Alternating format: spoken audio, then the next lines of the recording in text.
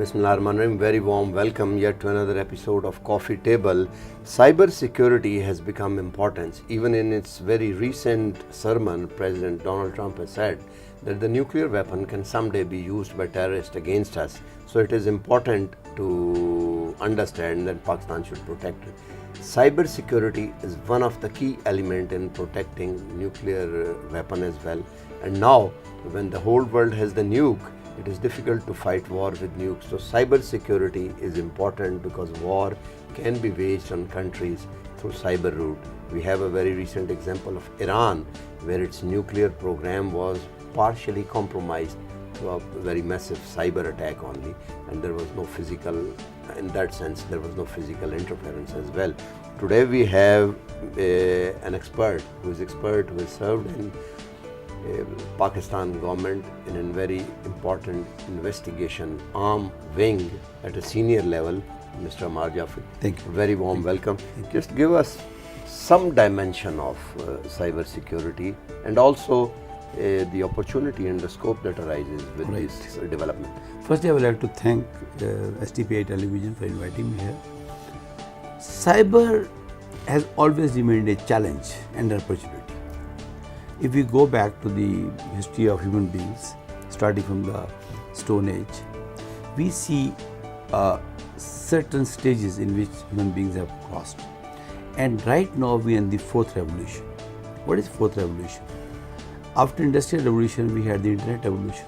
And now we are entering into an era which is called cyber world of machines. We are calling it IoT, Internet of Things. That's how gone are the days when people used to talk on Facebook, social media. It was people-to-people contact. Right now, when I'm talking to you, it's machine-to-machine contact. To my understanding, by 2020, 50 billion machines will be talking to each other. Now, these machines will be in our houses, in our homes, in our organizations, and in critical infrastructures. Critical infrastructure. Critical infrastructures, which can stop the functionality of a state. If we look back the Estonia in 2007, what happened there? There was some cyber attacks there. It was a very, very deep DDoS attacks. So the entire state was incapacitated. What happened in Georgia? There was slang like bites before bullet.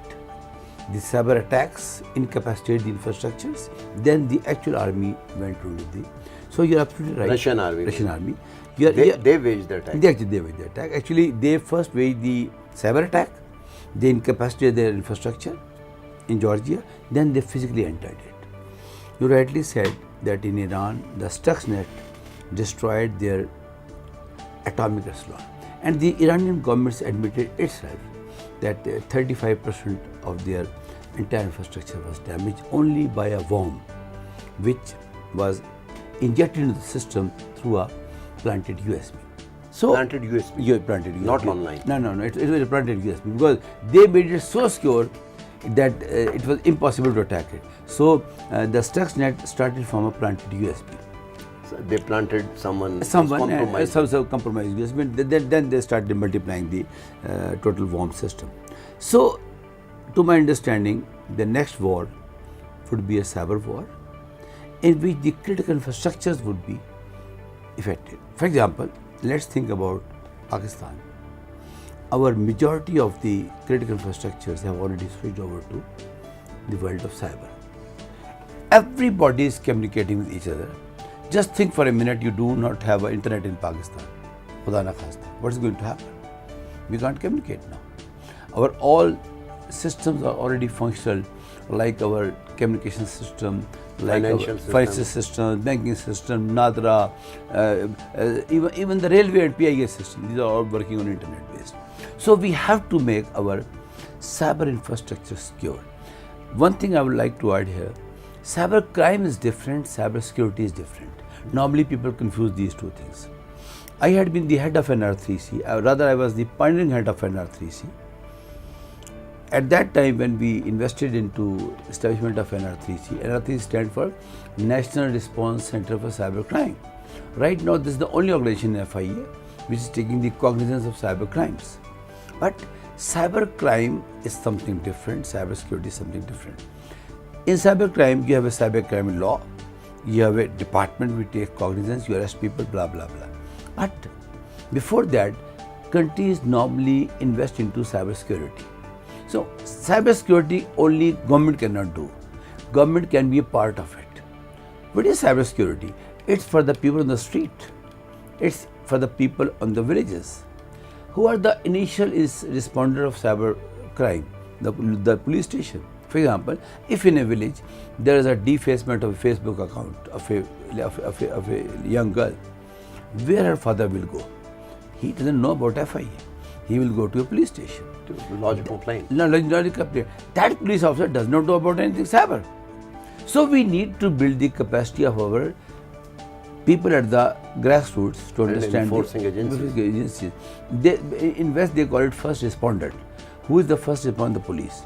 Now, the police should make a report. Then police should be trained to give it to FIA, which is a relevant organization, because police cannot be made expert in all these technical things. So, in response to your question, cyber is an opportunity. At the same time, it is a threat also. We have to take It's a coin. It's a coin. It's a coin. We have to take both these things together. Cyber has no more remained confined to our Facebook or email account. It's for health, for education. What is SDG? All SDGs are talking about, SDG mean Sustainable Development Goals. These 17 SDGs are talking about use of internet, rather use of internet as an enabler. Because internet has two roles to play. One is as a technical sector, which talks about cloud, programming and 3G, 4G technical things. A normal man is not concerned with these things. Second is enabler. What it enables? It enables our hospitals to reach to the grassroots. It enables our schools. For example, your web TV is being heard in the entire Pakistan. So this is enabler. And even abroad. Expats. Expats. So this road of internet has become an enabler for your organization to take your message to the grassroots. So while technical people are investing into technologies, we should focus on a common man, and we should make him or her enabled to use internet. But once he or she is using internet for enablement for education, health, blah, blah, blah, climate change, agriculture, women empowerment, anything you talk about, same time, he or she becomes vulnerable for the attacks. There come the government, there come the laws, and there come all these things. So we should view internet as an opportunity for the progress of Pakistan. At the same time, we should invest into security of internet, which is the domain of the government. Before we go into discussion, try to analyze the thing, tell us something, because the topic is very nascent and new, about Internet of Things. Okay. To my understanding, when the first doorbell was invented, the Internet of Things was there. To my understanding, was that some push triggered something. Now, Internet thing is called fourth revolution. It's machines communicating with each other. For example, let me give a real life example. Now, I'm not talking hypothetically, it's happening. It's not happening in Pakistan, but it's happening abroad. I have a medical, some sort of ring in my hand. Now, this ring is sensing my body vitals, Right. my blood pressure, my sugar level.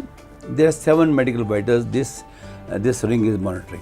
Now, this ring is telling me something here on the display. At the same time, if I do not pay attention to it, it informs my doctor also in the real time.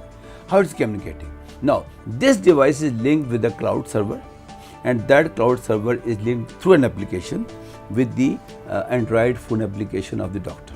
Now, the doctor will get the message that Mr. So-and-so, your patient, has an abnormal blood pressure. So my doctor will call me.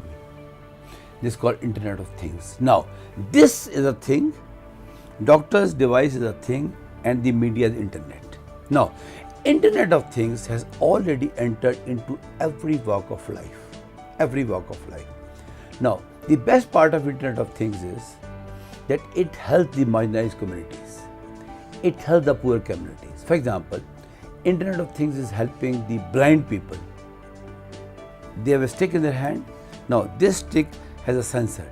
This sensor is sensing the obstacle coming to him or her. And now this sensor is sensing the type of the obstacle. For example, that there is a fire. Now this man will have different alarm. If it is a big obstacle coming with a specific speed, it will have a different alarm. So what I am trying to say is that Internet of Things has already come. Yes, it has come late in Pakistan, like all technologies. But you understand, there's always advantage and there's always off advantage of entering something late, because then you take the advantage of all failures also. Perhaps Punjab government is using for men to use it. If you do it, then we'll give you the. So you know that is a ring. That is a ring. That if you have a fight with your wife, then they put your ring and you can't come closer to your wife. So I think that is a smart thing on their part. So what I'm trying to say is, Internet thing has a future. It is a rough estimate, and it is now proved that this is a correct estimate also, that by 2020, 50 billion devices. You can switch on your air conditioner sitting in your office. You can on and off your security system in your home through your Android application, through your cell application. From here. So, Internet of Things has its impact in every walk of life. Now, very interestingly, Internet of Things is addressing the needs of the human beings which were never thought of. For example, they have a sensor in the hilly areas. The moment there is heavy snowfall, it's logical that now when this snow will melt, it will bring water into the rains. So, to my understanding, in some countries, they have a prediction at least 3 years before. What is the flood level at what point of time in which part of the country? According to and it's all scientific. People have got dashboards. In that dashboard, different servers are putting the information as input, and that dashboard is telling you, because human eye normally see red, yellow or green. So if that part is green and blue, if that part is green, it's okay.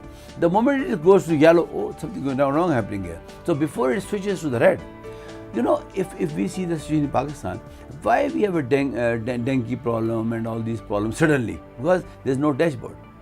That is how it has been happening for some time. That's how you understand nothing happens immediately. It has a pattern of happenings. And human mind is not trained enough to register normal things. Human mind only registers emergencies. So when something abnormal is registered somewhere, it should come to the dashboard. So to my understanding, IoT can help a lot to Pakistan nation. My organization, we have formed the IoT Center of Pakistan, and this center is helping everybody. Right. Very interestingly, I was just immediately started recalling an Urdu verse.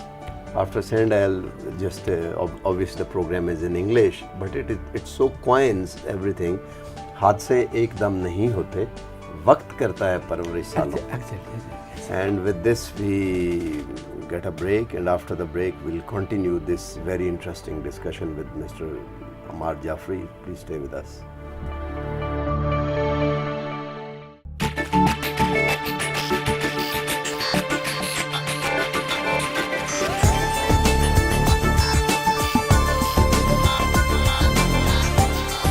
It's diverse. It's original. It's SDTV.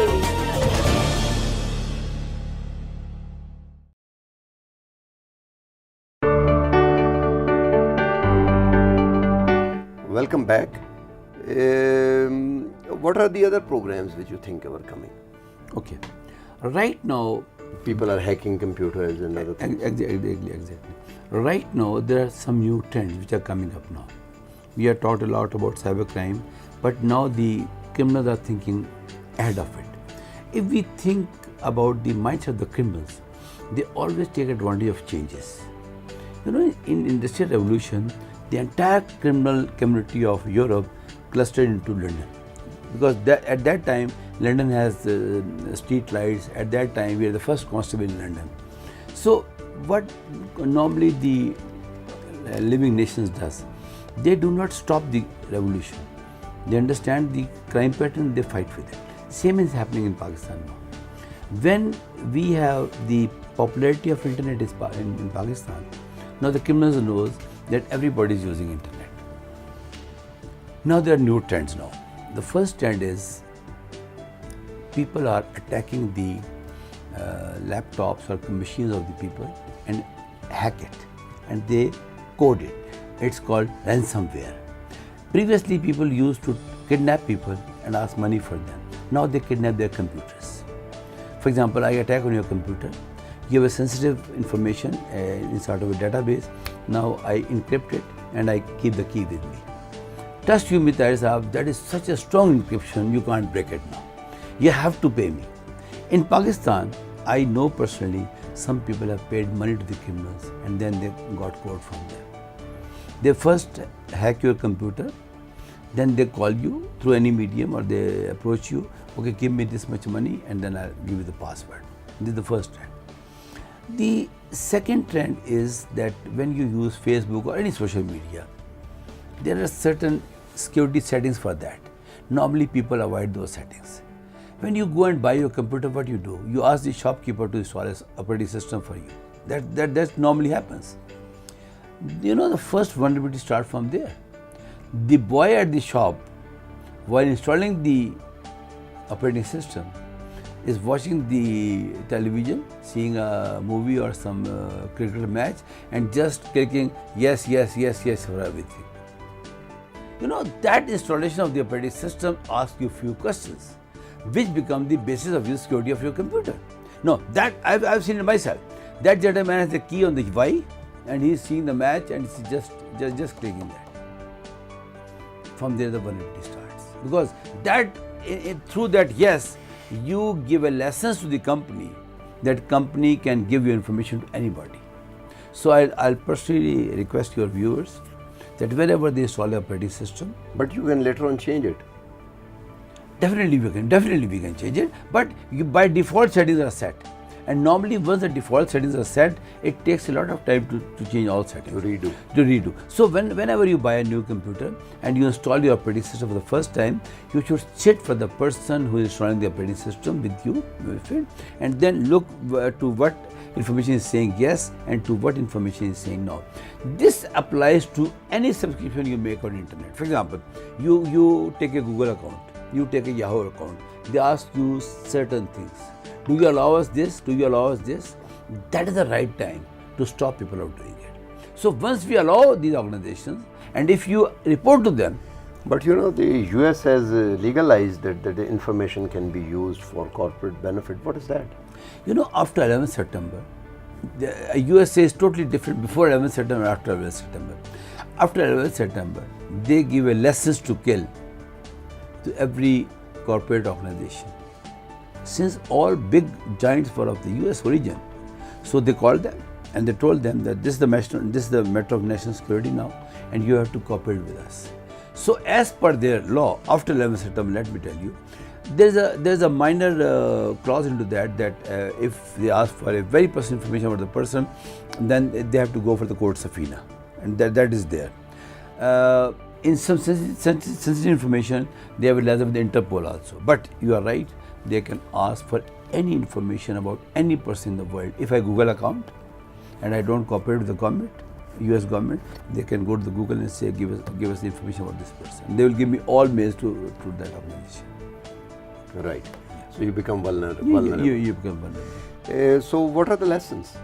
Lessons is I mean, because obviously driving a cart run by a donkey is obviously very different than driving a SUV on a motorway. Okay. So there are safety. Okay. What are the lessons? Let me take you to another stage which is there. Tesla, its driverless car is there. And the criminals are using it. And for example, I am going to Lahore. It is programmed to go to Lahore. No, there is no driver, and somebody hacks my car, lock my doors, and take me to Peshawar. This may happen. Let me tell you. I'm not talking hypothetically. So the lessons are, somebody has thrown the car down from a cliff. No. So the hackers will go to any extent, and the vulnerability is the hacking of the medical systems. And the aircrafts? And the aircrafts also. Number of our hospitals have already entered into a total automated system. For example, if I'm admitted and I have to be given a certain drug like blood pressure tablet after every 3 hours, and somebody hacked the system and changed that tablet into some vitamin tablet, the nurse doesn't know about it. The nurse will come, give me a vitamin tablet, I'm conscienceless. So I definitely I'll face the consequences. So these are the dark side of the use of internet. Dark side of the use of the internet.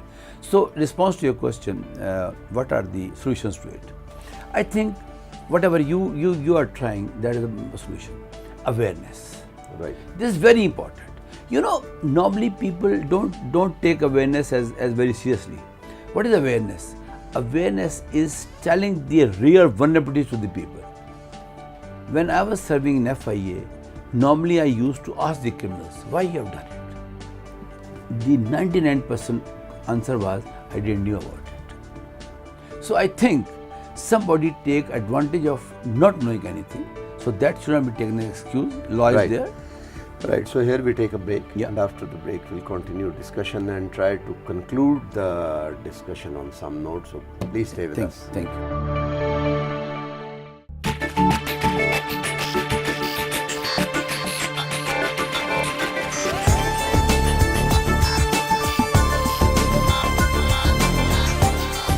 It's diverse. It's original. It's SDTV.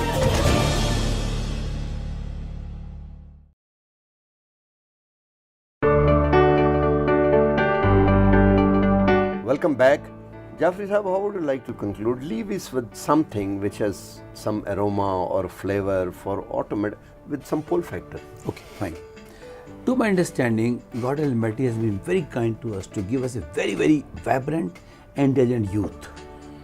60% of the population is below 30 years of age. Tahir Sahab, this is such a big opportunity. I work with the people at the grassroots. They are so smart people. Only we need to reach them. That's it. Channelized. And channelize them. Trust you me, they will give us such a wonderful Pakistan which Qaeda-Azam have in his mind, frankly speaking. So this is my understanding. So and Qaeda-Azam's time has come now. now, Qaeda-Azam time come now.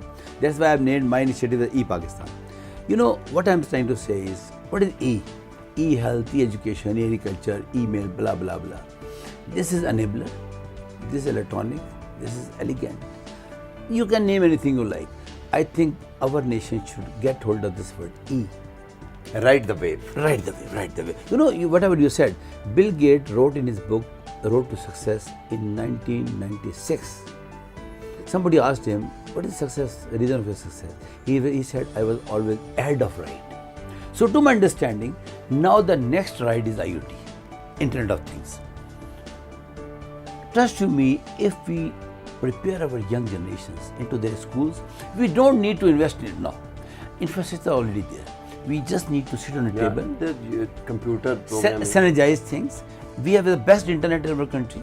I travel a lot. Trust you me, our internet, thanks to PTA, thanks to relevant organization, our internet is much, much more better than number of developing countries.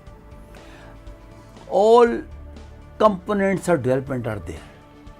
Excellent youth, excellent infrastructure, excellent country, excellent environment, excellent Market, weather. everything. We just have to sit together on a table like this coffee table And networking. and network. Put the best people forward. Let the politicians talk about their politics and all these things. People like you, these organizations, SDP, these Should do web this. TVs, should do this. And they should not enter into any sort of politics. This is a country. It's not like Karachi, Lahore, Islamabad. It's not like provinces. People of Pakistan, the 22 crores of people are looking towards us. No. And they're looking towards It's a new number now. It is a new number. It's 220 million now. It's no more even 200 million people. Again, in the end, I will recommend that we should make SDGs, Sustainable Development Goals. Why to reinvent things? As channels. As channel. Why to reinvent I these? agree. Why to reinvent That will add synergy. these? The entire globe will That would be a hybrid mode. hybrid mode. You know, think about the countries like China, like Russia, how they converge their power.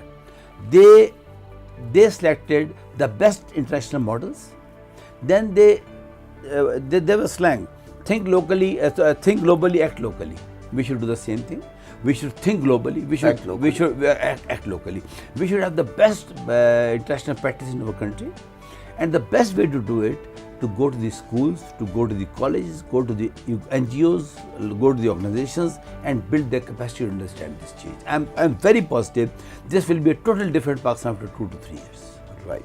Thank you very much for participating in the program, and with this we have come to the end of the program. Next time we are going to invite next guest and equally interesting topic for you. Please keep watching our programs.